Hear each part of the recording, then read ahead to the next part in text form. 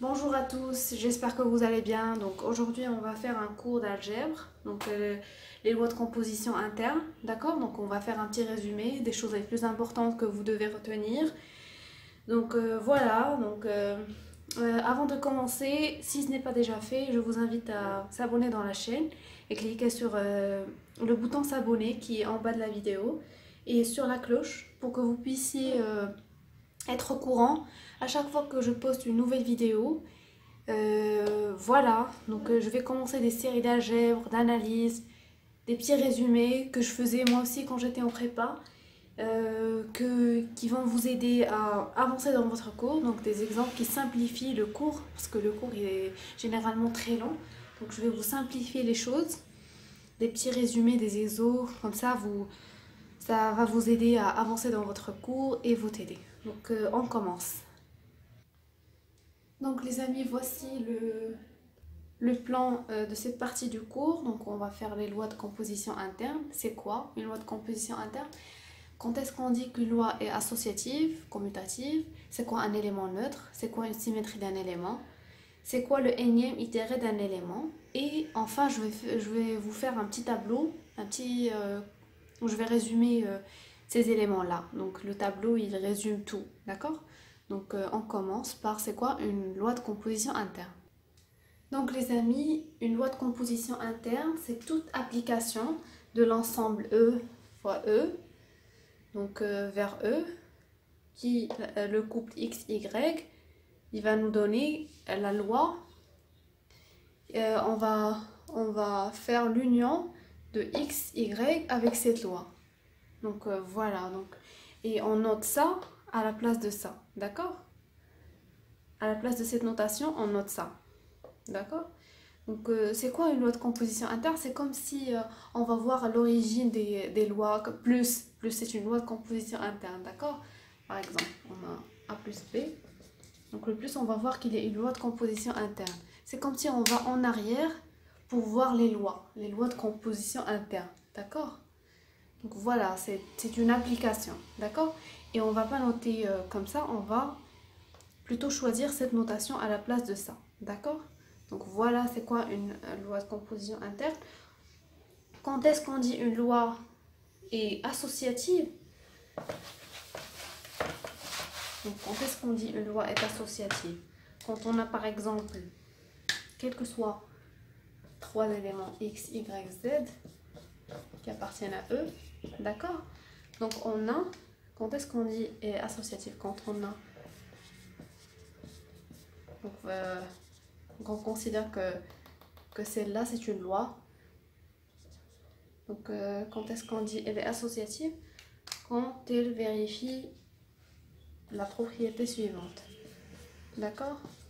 Donc on dit que cette loi est associative. Et quand est-ce qu'on dit qu'une loi est commutative? C'est quand on a ça. D'accord? Elle est commutative. On peut changer de placement des éléments. D'accord? Donc cette loi est commutative. Donc on a associative, commutative. D'accord? Et on a juste ce vocabulaire. On appelle ce couple-là E.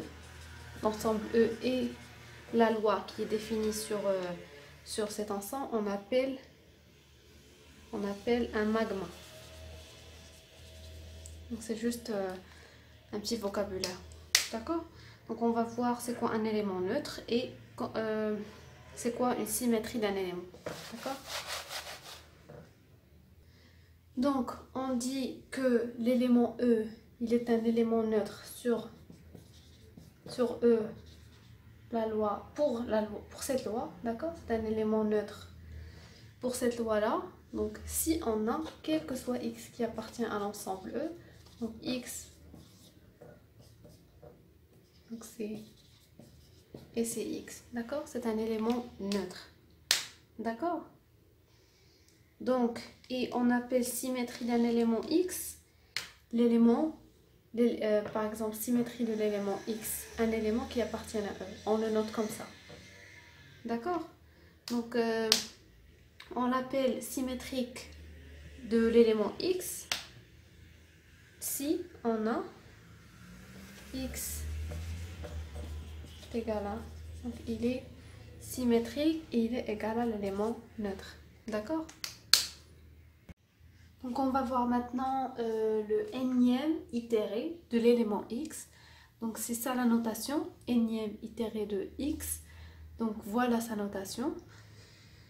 Donc on a n fois l'association. D'accord?